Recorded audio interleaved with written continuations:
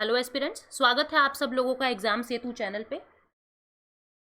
हम अपने जानो संविधान सीरीज में आगे बढ़ते हैं। कॉन्स्टिट्यूशन के आर्टिकल्स हम लोग कर रहे थे। हमने आर्टिकल 1, 2, 3 कर लिए थे। आज हम आर्टिकल 4 करेंगे। और देखिए, भारतीय संविधान में जैसे मैंने आपको बताया था 395 आर्टिकल्स थे, पार्ट्स थे भारत में 22 पार्ट्स। इसके अंदर कुछ सब पार्ट्स मिल गए थे, मैंने आपको बताया था। और सब पार्ट्स मिला के 25 पार्ट अब हमारे भारतीय संविधान के अंदर हैं और 12 schedules at present Indian constitution के अंदर हैं। जब कॉन्स्टिट्यूशन बना था उस समय 8 स्केड्यूल थे, अब इसमें 12 स्केड्यूल है। 25 पार्ट सब पार्ट मिला के और 468 प्लस आर्टिकल इसको मिला के, मतलब सब सेक्शंस को मिला के। अदरवाइज 395 आर्टिकल्स ही हैं, आपको आर्टिकल 395 ही दिखेंगे, लेकिन उनके सब सेक्शन मिला के गूगल वगैरह पे जब आप सर्च करोगे तो आपको दिखेगा 468 प्लस, ठीक है। लेकिन हकीकत में आर्टिकल 395 ही है। तो जो आपका पार्ट 1 है ना, पार्ट 1, उसके अंदर आर्टिकल 1 से 4 आते हैं, ठीक है। ऐसे ही पार्ट 2 के अंदर आर्टिकल 5 से 11 आते हैं, ठीक है। तो आज हमारा पार्ट 1 कंप्लीट हो जाएगा। पार्ट 1 का नाम क्या है? Union and it's territory. Union and it's territory, जिसके अंदर आर्टिकल 1 to 4 आते हैं। हमने 1, 2, 3 देख लिए और अब हम आर्टिकल 4 को स्टार्ट करते हैं। देखिए आर्टिकल 4 क्या कहता है। इसके अंदर ऐसा कहा गया है कि जो लॉज आर्टिकल 2 और आर्टिकल 3 को यूज करके बनाए जाते हैं, उसके अंदर हमें फर्स्ट और फोर्थ शेड्यूल के अंदर अमेंडमेंट करना पड़ता है। क्या मतलब हुआ? मैंने आपको क्या बताया? 12 अनुसूचियां हैं, 12 स्केड्यूल हैं भारतीय संविधान के अंदर। 12 अनुसूची है, हर अनुसूची कुछ ना कुछ कह रही है। पहली स्केड्यूल यानी कि पहली अनुसूची क्या कहती है?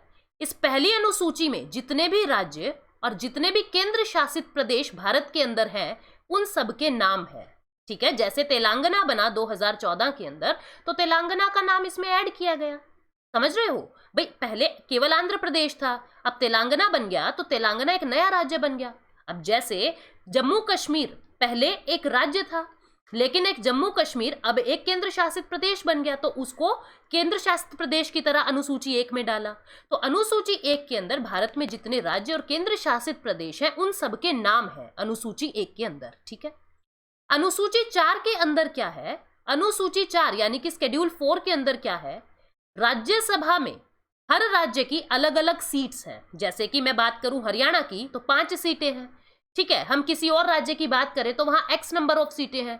तो हर राज्य की उनकी जनसंख्या के हिसाब से राज्यसभा में सीटें फिक्स हैं।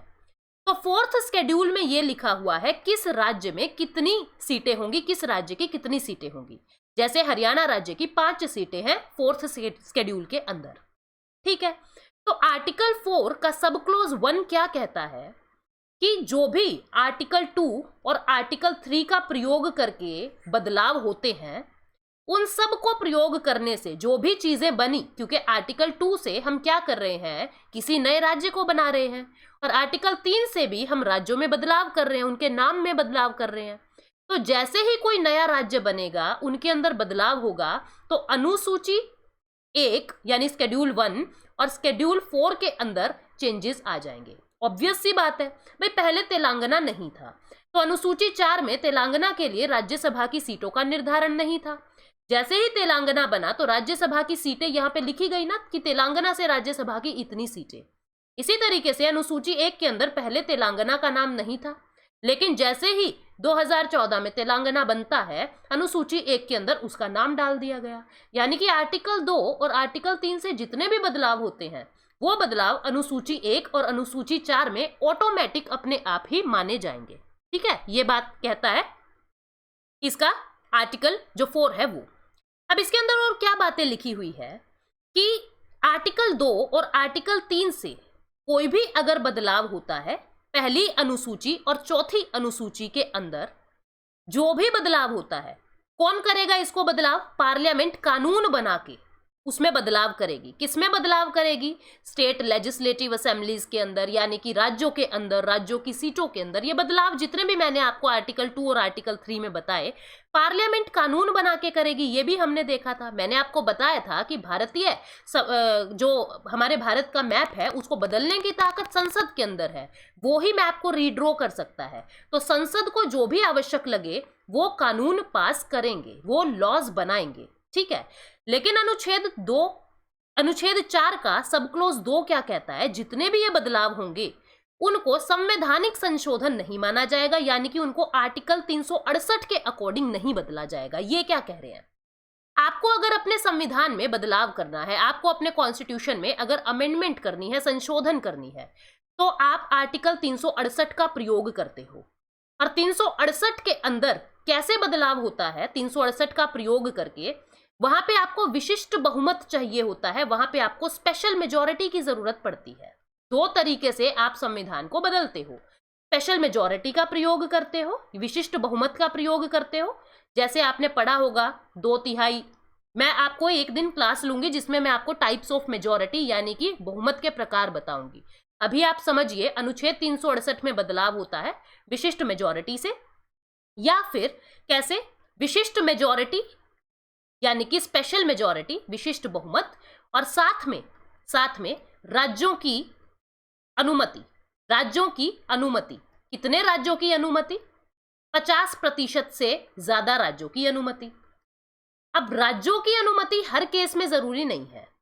अगर संसद में कुछ ऐसा बदलाव हो रहा है जिससे राज्य भी प्रभावित हो रहे हैं, जिससे स्टेट्स पर भी इफेक्ट पड़ रहा है, जैसे कि जीएसटी का इफेक्ट राज्यों पे भी पड़ा था, राज्यों की आय पे भी पड़ा था, तो जीएसटी को पास करने के लिए हमको विशिष्ट बहुमत के साथ साथ राज्यों की भी अनुमति जरूरी थी। तो 368 के अकॉर्डिंग जब भी आप संविधान में बदलाव करते हो तो आपको ये दोनों चीजें पूरी करनी होती है, या इनमें से कोई एक चीज पूरी करनी होती है। वो डिपेंड करेगा कि कोई कानून राज्य को प्रभावित कर रहा है या नहीं कर रहा है। तो आर्टिकल 4 क्या कहता है कि आर्टिकल 2 और आर्टिकल 3 से जितने भी बदलाव हुए हैं, किसी के नाम का बदलाव हुआ है, किसी के क्षेत्र में बदलाव हुआ है, किसी की सीमा में बदलाव हुआ है, तो वो बदलाव इस तरीके से यानी 368 से पास नहीं किए जाएंगे।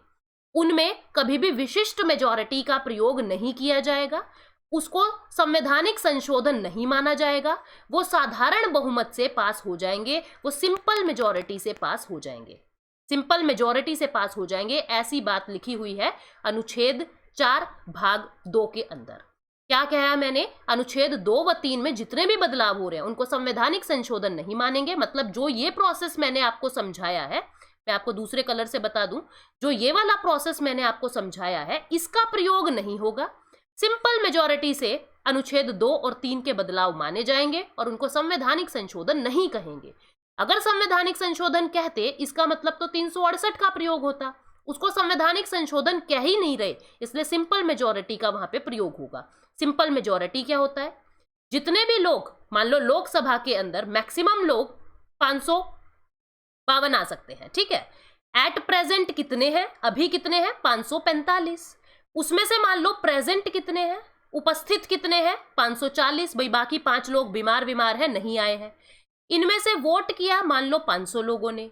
इन 500 लोगों का 1/2 + 1 यानी कि 251 लोगों ने अगर वोट दे दिया, उसको सिंपल मेजॉरिटी कहते हैं। क्या कहते हैं? जितने लोग प्रेजेंट हैं और जितने लोग वोट कर रहे हैं, जितने लोग प्रेजेंट और वोट कर रहे हैं उनका 50% + 1, इतनी वोट जो है सिंपल मेजॉरिटी, साधारण बहुमत कहलाता है। तो इस तरीके से आप अनुच्छेद 2 और 3 के बदलाव करेंगे। ये बात अनुच्छेद 4 में लिखी हुई है। उम्मीद करती हूँ आपको ये बात समझ आई है। ये हमारा आर्टिकल 4 था, भाग 1 पूरा होता है। Thank you so much, take care, bye bye.